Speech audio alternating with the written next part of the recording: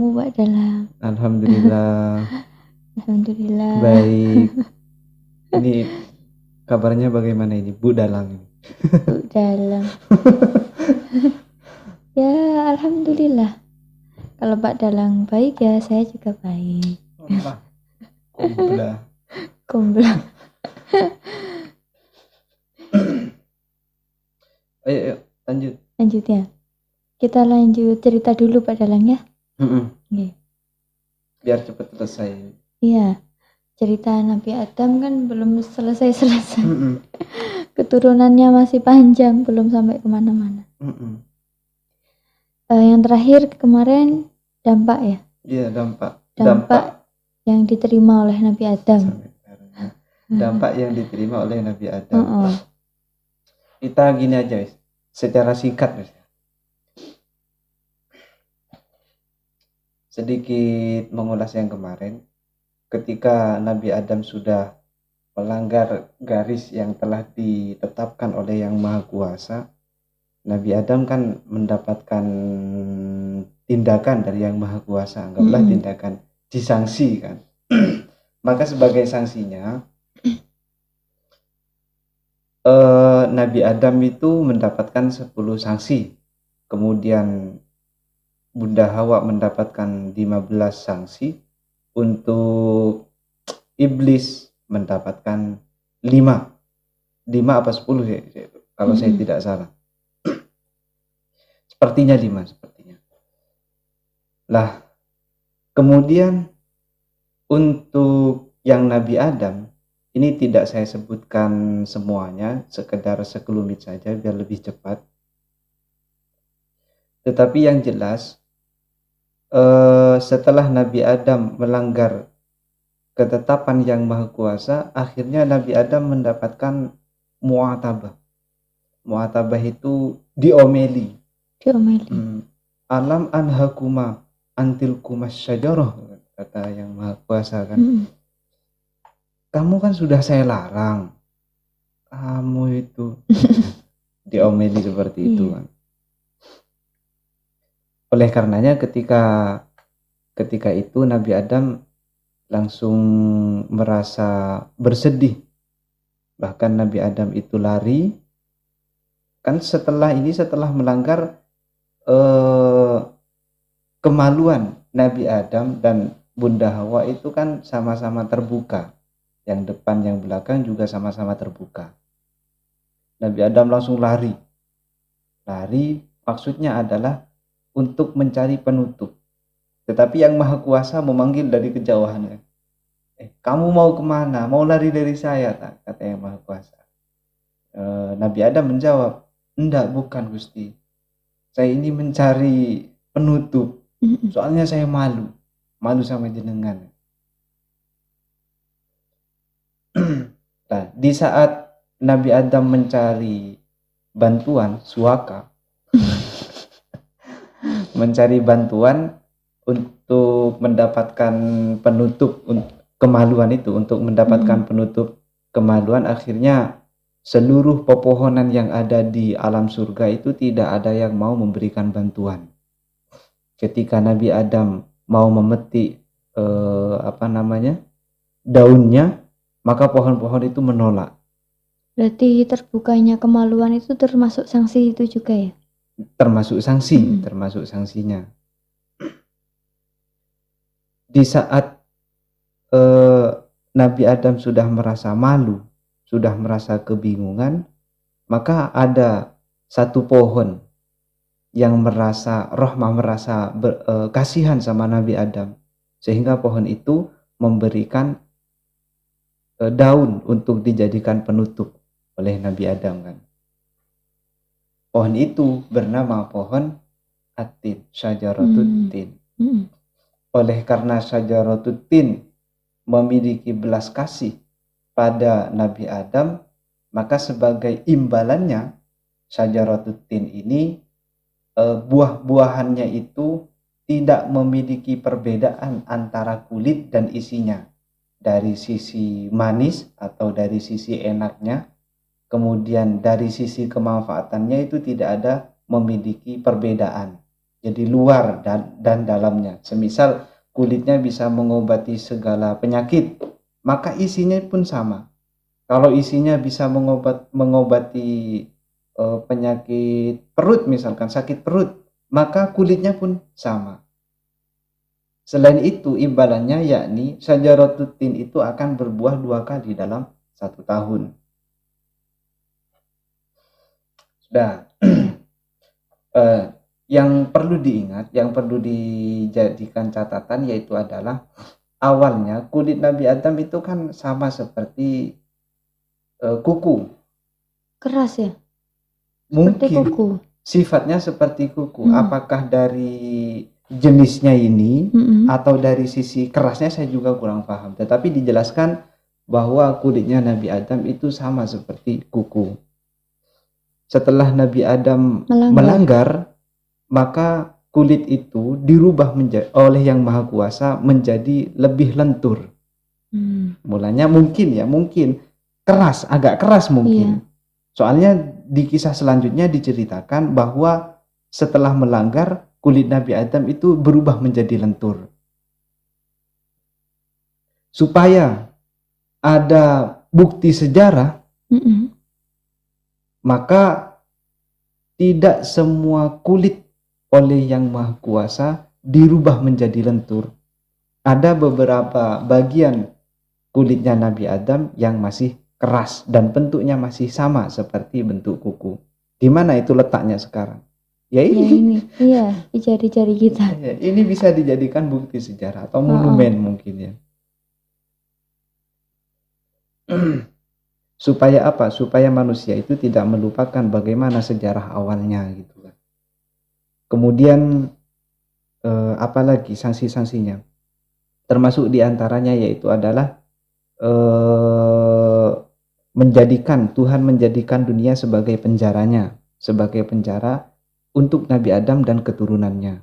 Oleh karena itu Nabi Adam itu berpesan, kita itu sebetulnya hidup di dunia sama seperti kita hidup dalam pengasingan.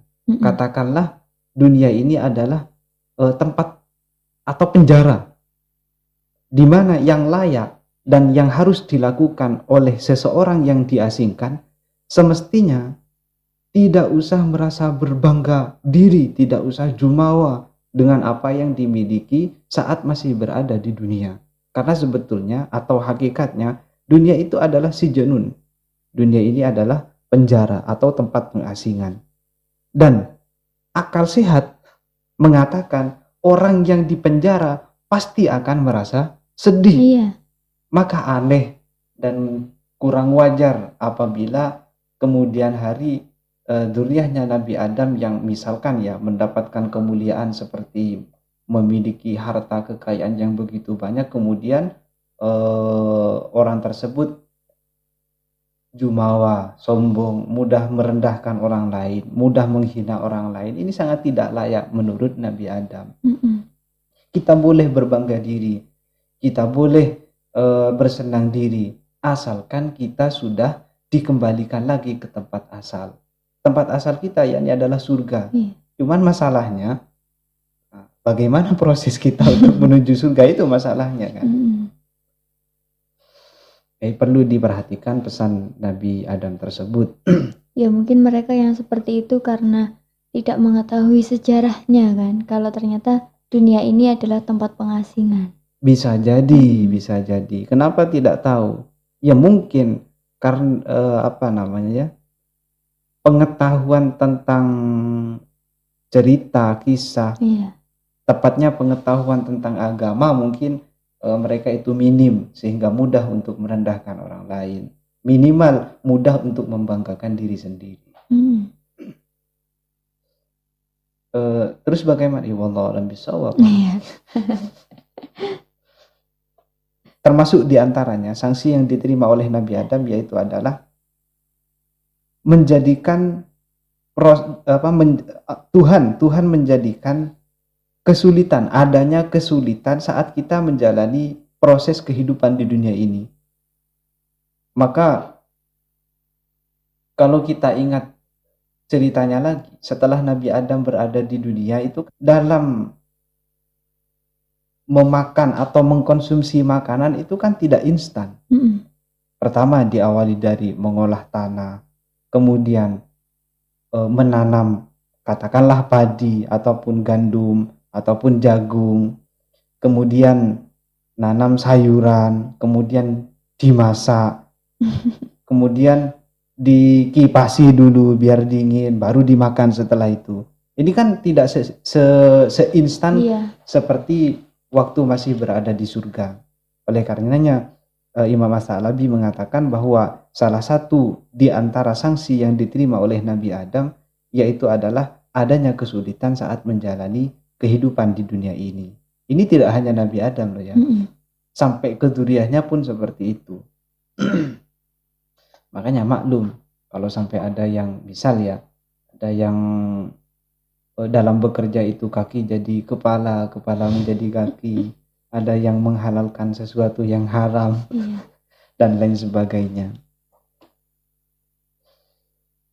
Untuk ini Bunda Hawa. Untuk Bunda Hawa itu termasuk diantaranya yakni kaum perempuan dimulai dari Bunda Hawa sampai ke belakang ini akan mendapatkan sanksi berupa menstruasi, haid. Oh, itu sanksi ya? Termasuk sanksi. Karena apa? Ya karena seperti kisah yang kemarin, Nabi Adam melakukan pelanggaran. Itu kan termasuk kong kali kongnya Bunda Hawa. Kasarnya seperti itu. Terbukti Nabi Adam ketika ditanya oleh Yang Maha Kuasa, kenapa kamu makan buah khuldi atau syajarah yang terlarang itu? Soalnya saya disuapin sama Hawa. Ini kan termasuk apa ya? Termasuk pendukung untuk Nabi Adam melanggar apa yang dilarang oleh Yang Maha Kuasa. Akhirnya Bunda Hawa juga mendapatkan sanksi. Salah satunya yaitu adalah haid. Kemudian salah satu yang lain akan merasa kesakitan saat hamil. Saat hendak melahirkan gitu loh. Hendak melahirkan, maka kaum perempuan biasanya akan merasa kesakitan. Dan tidak menafikan ada beberapa perempuan yang ketika melahirkan tidak merasa sakit, artinya lancar, pengen lahir ya lahir begitu saja itu kan.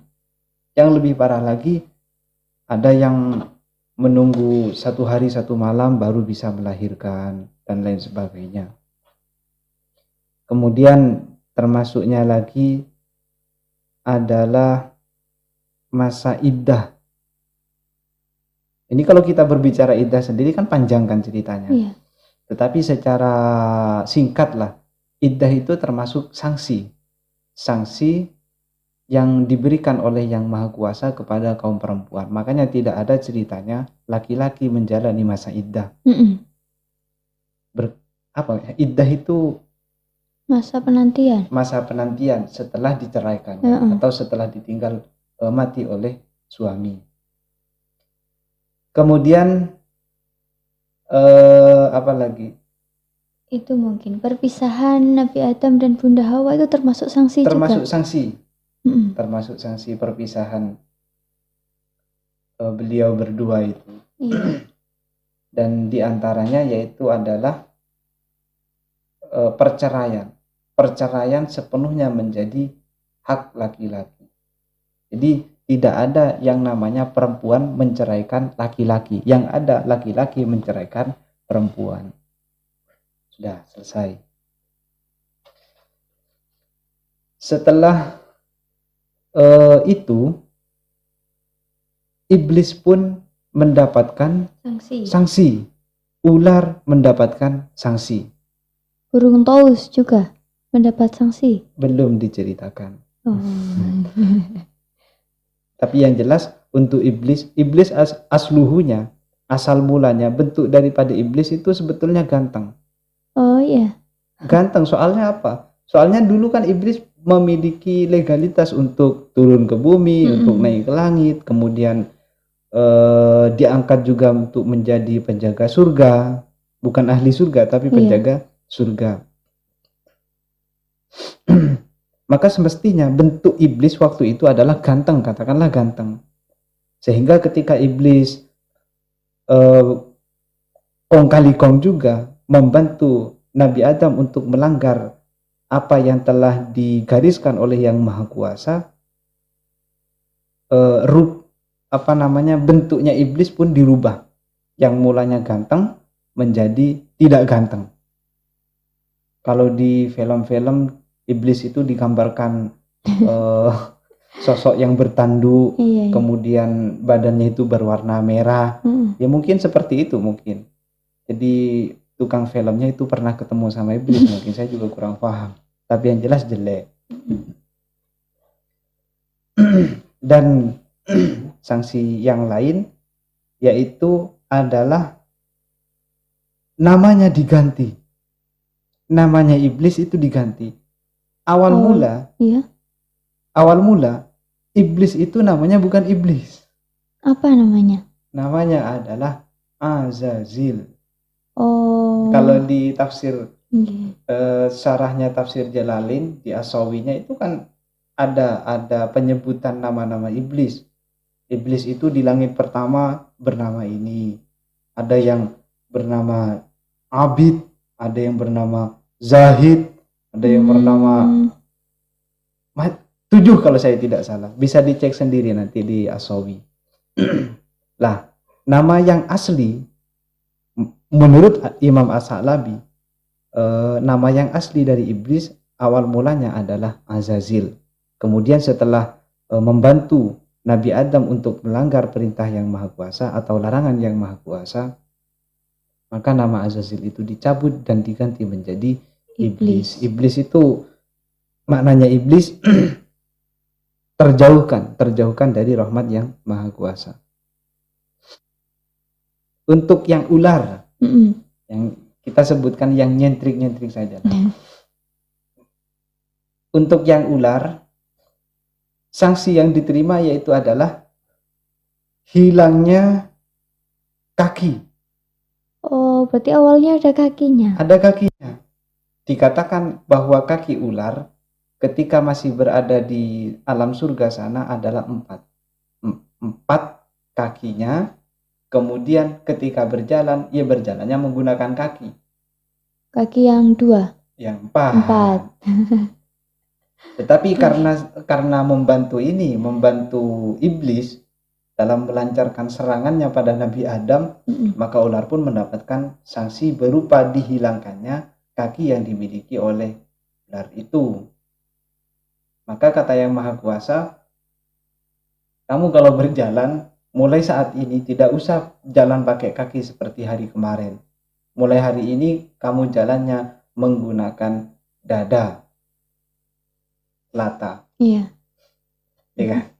Makanya ketika kita melihat di film-film zaman dahulu, umpama ada tarian ular, maka yang menari langsung mengikuti gerakannya ular. Sekalipun aslinya memiliki 2 kaki, yang menari itu langsung melata, ikut melata. Demikianlah ceritanya. Dan yang selanjutnya, nasibnya ular itu 99% atau 90% lah ya, akan selalu bernasib buruk ketika bertemu dengan manusia. Iya. Ya karena memang apa? Karena memang antara manusia dan ular memiliki permusuhan. Ular dan manusia pun sama. Di dalam suatu kisah kan dikatakan bahwa seorang syekh berjalan dan kemudian bertemu dengan ular. Ular ini ngadu sama syekh, "Ya syekh, tolong saya dikejar oleh musuh. Sembunyikan saya." Kata si ular. Syekhnya itu kan bingung, bagaimana caranya supaya saya bisa menyembunyikan kamu dari musuh kamu itu? Mudah syekh, ini saya singkat saja. Mudah syekh, kamu tinggal masukkan saya ke dalam perut kamu. Wah, masa saya nggak percaya sama kamu. Sumpah, yang penting kamu bisa menyelamatkan saya, maka setelah musuh saya pergi, saya pun akan keluar. Kata si ular. Karena Syekhnya ini termasuk Syekh yang sangat berbelas kasih pada makhluk lain, singkatnya langsung ular itu dimasukkan ke dalam perutnya si Syekh melalui mulut. Dan untuk beberapa saat si ular selamat karena sudah berada di dalam perutnya si Syekh. Ketika musuhnya ular sudah pergi, maka si Syekh bilang ke ular, "Ular, keluar, musuh kamu itu sudah pergi." Akhirnya ular pun keluar. Setelah kepalanya ular keluar, maka si ular bilang ke Syekhnya, "Saat ini Syekh, kamu buktikan kesaktian kamu." Katakanlah seperti itu. Kamu buktikan kesaktian kamu. Pilihannya cuma dua. Kalau saya tidak memakan otak kamu, berarti saya akan memakan jantung kamu. Pilih yang mana yang akan saya habisi, otak atau jantung. Akhirnya si Syekhnya bingung kan, teringat, oh ternyata betul, ular itu memang musuhnya manusia, dan manusia musuhnya ular. Sampai kapanpun jangan mudah percaya pada ular. Buktinya saya. Bingung, si Syekhnya itu bingung sampai di lereng sebuah gunung, si Syekh berdoa dengan doa-doa tertentu, dengan mantra-mantra tertentu lah. Tetapi yang jelas doa yang diucapkan oleh si Syekh itu salah satunya ada lafal yang masuk dalam kategori Asmaul Husna. Doa begini, setelah berdoa seketika ular yang ada di dalam perutnya Syekh ini langsung keluar, dan keluarnya tidak keluar dalam keadaan utuh, melainkan keluar dalam keadaan terpotong-potong. Ini sebetulnya kisah ini, kisah keistimewaan Asmaul Husna.